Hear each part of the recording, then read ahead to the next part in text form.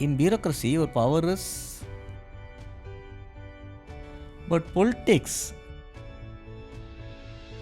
But politicians. Midday noon scheme, very popular scheme in Tamil Nadu and the rest of India today. Can a bureaucrat bring it? No.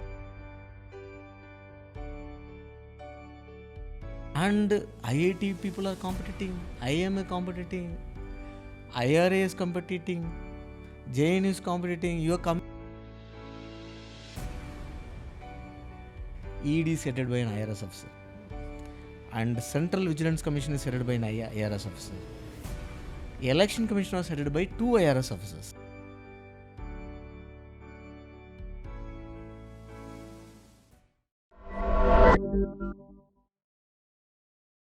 Sir, that was an exciting journey of yours. So when you were mentioning about your journey, you were mentioning that you were kept on opting for different services when you were keeping on trying. So it just remembered me one of the data points that I would like to bring to the notice, sir. So we just analyzed what is a preference through DAF that the students are opting after they appear for mains. So when they clear the prelims, they're supposed to give a DAF. So out of that, we took a data and we understood that from 2019 till 2023, 2019 there were around 11,845 approximate number, in which around 8,000 of them, their first preference was IAS. And then comes the IPS. And then the IRS is at 115 and telling about 2019. And then in 2020, it is 103, where the IAS stands at 7,923 out of 10,564 people who appeared. And then 21, it is 90. And then 2022, it is 128. And then 2023, it is 143 against IAS around 11,000, 10,968 people opting out of 14,000 people who appeared for mains.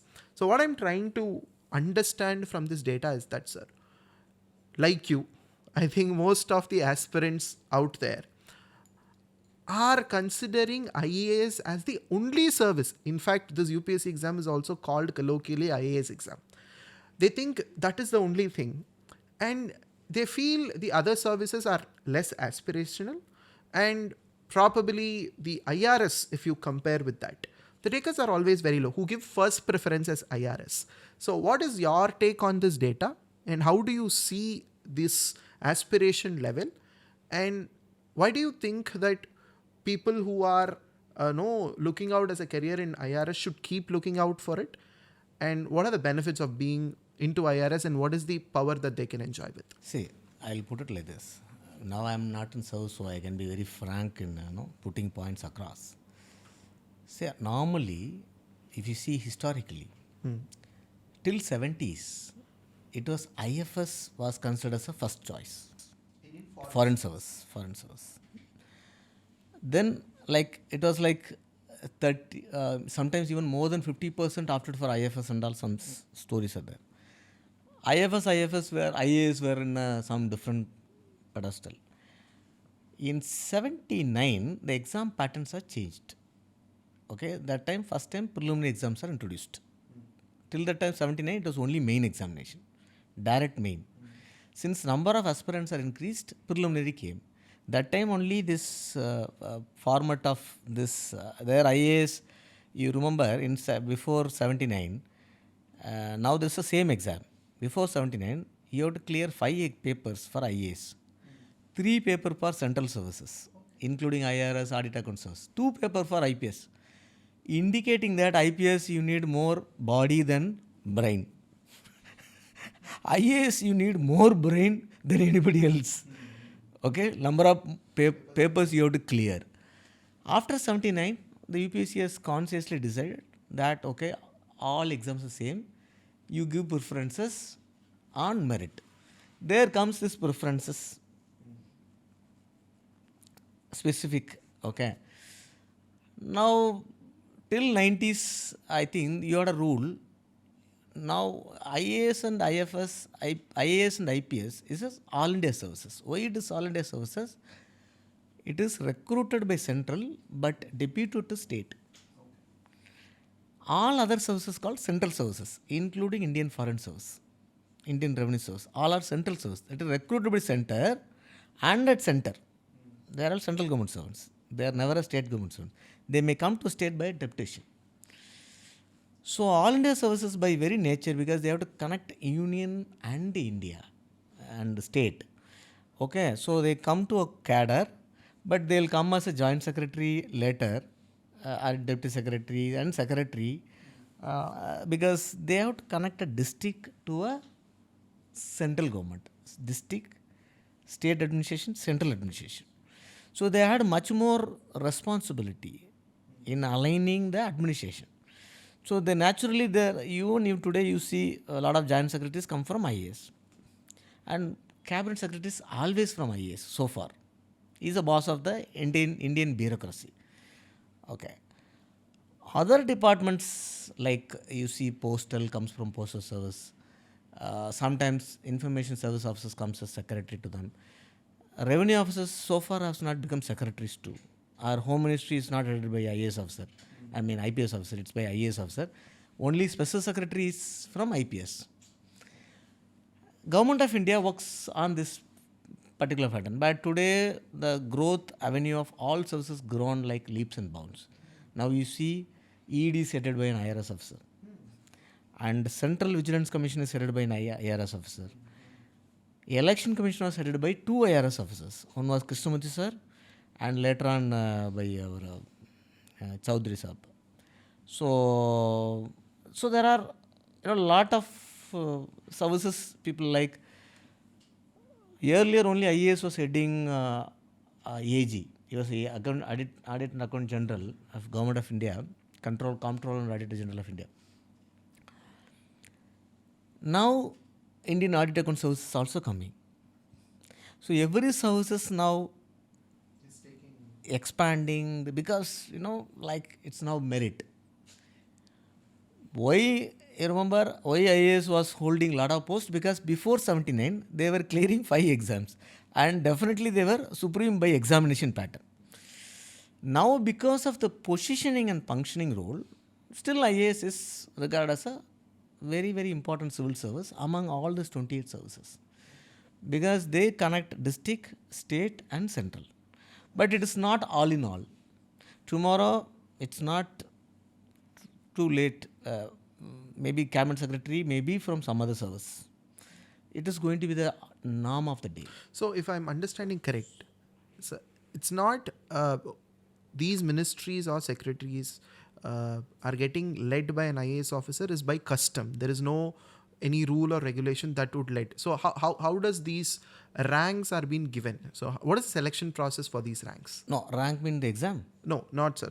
To lead the cabinet, to lead the ministries. Joint secretary is on by a empanelment process. It's after 20 years of service in Government of India, all the class A services are allowed to empanel. But in the empanelment process, put some conditions. So some conditions are favorable to IAS and some services. But not every IAS officer can become joint secretary to Government of India. Today my batch, 3 of my batchmates are joint secretaries from IRS.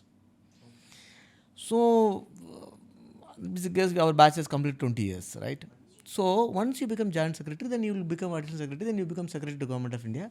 Once you become secretary level officer, you can head any department, including Home Ministry. And you have then cabinet secretary is not by seniority alone, but you have to be a senior most secretary. So in IAS you get empaneled little early, so you get advantage of being in cabinet secretary, but it's not a norm. Tomorrow I am telling you, today the market is like service, public service versus private service. Now a lot of, even you understand, a lot of joint secretaries are coming from private side. Now see, we are in a competitive world.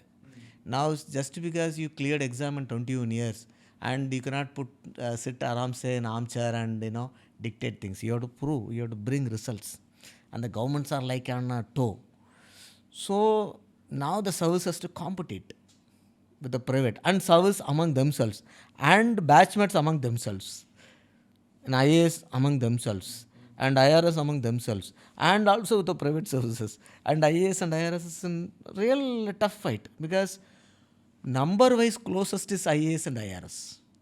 Audit account service only 10 number. Foreign service is 10 number. Railway service is more a technical service in nature. Civil accounts is 10 in number. So naturally and experience wise, financial administration, today we are in a capital market, today in market economy. IRS deals more in a market economy than any other service. You deal with the corporate, right? Now imagine your petroleum ministry, you corporatize all the companies. You're no longer a government, right? And how do you know corporate much? An IRS officer, how much he knows about corporate? An IRS officer, in his entire career as AC, DC, you study only the companies, how they perform, how they generate revenue, how they work. If you don't understand all these skeletons, how do you know what is a profit? Profit is juice. How do you know juice if you don't know what is fruit? And to know the fruit, should know the tree. To know the tree, you should know the root. And to know the root, you should know the seed. So you go deep into it, and you do go deep into the earth. So since you studied the 360-degree profile, literally you know what is corporate. Okay? So America Treasury Secretary comes from a corporate company, not from some service fellow, right? Because once systems are established, any intelligent fellow can run the system. Now India is not still rife, but it's not too far. So challenge is, and I am fully convinced of the fact, many politicians say, no, you should go for a spoiled system like America. No, India will not work. Still we are evolving democracy and very strong bureaucracy. And mainly in this area, policy making area. You cannot afford to do all. You have to bring some 10 or 15 or 20% of private brains into it, because they travel 20% outside government. Definitely they can bring it beautiful tangential thinking to the government thinking. But they cannot replace the government thinking. In a sense, they should not replace. So, all the services are now competitive. So, I mean to say, though IAS has much more fun in service, that's why I say IRS destiny, and many joined IRS destiny. But after joining IRS or any service for the matter, you have to convince of yourself that, see, God has given me this job and Government of India proudly given me the job. Imagine you are one among today 800 vacancies out of 10 lakh applications. Where are you standing? The brilliance of brilliant minds. And IIT people are competing, IIM is competing, IRA is competing, JN is competing. You are coming somebody from Ramnath district, you are clearing the exam. Where are you? So once you convinced, then you will do the best. There you should not grip. See, my IAS batchmate is like IPS. That's why there I see no service supremacy. Till you sign off, yes, IAS is a better service. It has more opportunities, probabilities. Somebody likes field job. Somebody likes, majestic field job. Then they should choose IPS. Somebody like, interacting with the dignitaries, interacting with non-resident Indian problems, interacting with, other cultures and do something good for India, then you should think of foreign service. Something depth into rural, so much grass, IAS still is the best. IRS, audit accounts, IC, civil accounts, railways, you will see beauty these services. In fact, posting wise, your first 10 years you will be in the capitals. IPS spends in fact more than 15 years. Till they become DAG, they cannot come to the headquarters. In fact, an IRS and other services, you get that benefit.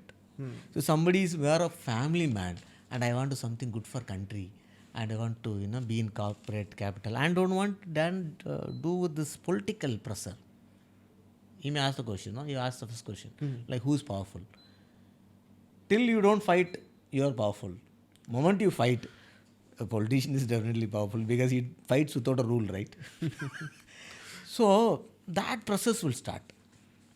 And when you want a post and go there, then they may dictate you. So that's why I suggest my batchmates, don't ask for a post. They post you, go there. Do what you want. So there you have to compromise. So somebody doesn't want this political hiccup. Some of my batchmates, all the 115 who wanted IRS in first choice, okay, among the other services, who does not have a problem of headache of politicians of today order, right? Then IRS is the best choice. Because 99% you will not get a problem. Only politician who talks to you is finance minister. And he doesn't have time to talk to you, right? No politician from state will reach you, including MPs. And they keep a distance. And it is better for you also. You keep a distance with them. Okay. And the very nature of service is like, we are in a postmortem. We are not in development. We are not developing anything.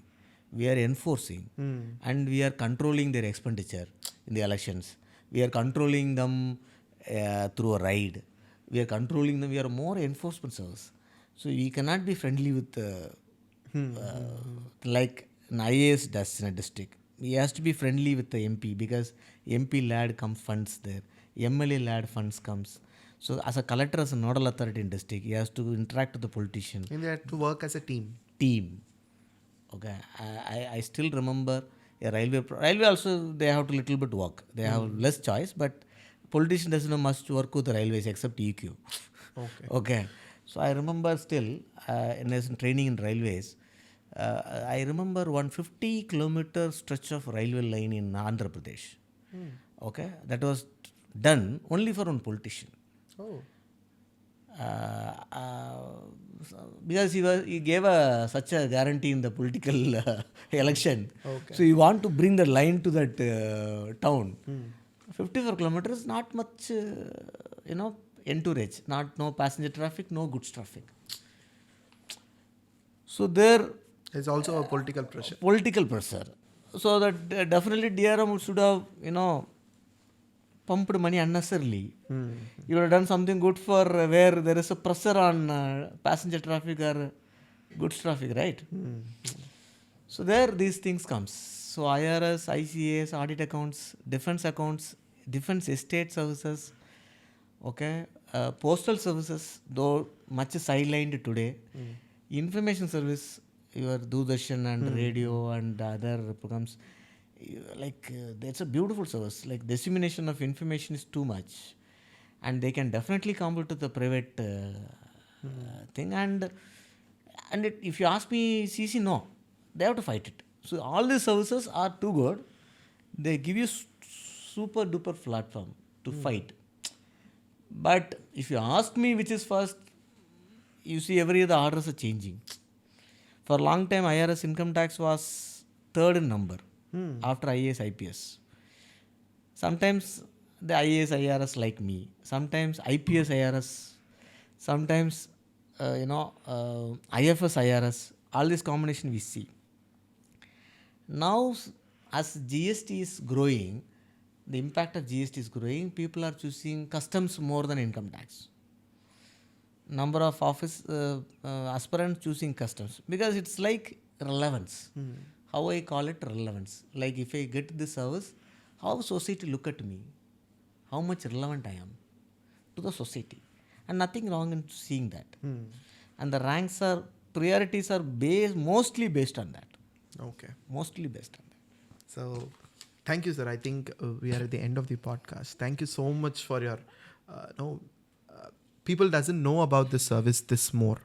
So, thank you. Thanks a lot for your time and efforts and taking part in our podcast for Veranda IAS students, sir. Thank you. Thank you so much. Thank you very much, Vignesh. Thank you to Veranda and giving me this opportunity. See, normally for my portfolio, I would have written a book on IT, my practices, all these things, maybe after retirement as a Principal Chief Commissioner. So I didn't have that chance. Now as a politician also, without being successful, I cannot write a biography. So it's a good time to share some of my stories so that it will be useful to some of my younger friends who are aspiring, because we want young, energetic, beautiful minds to, run this administration of India. Correct. Okay, there we want to be shoulder with them as a political friends, as a judiciary friends, to support them to a good things in their chair. So I'm very happy here, giving my best. Thank you. Thank you, sir. Thank you. Thanks for your time. Veranda IAS, where your dream becomes reality.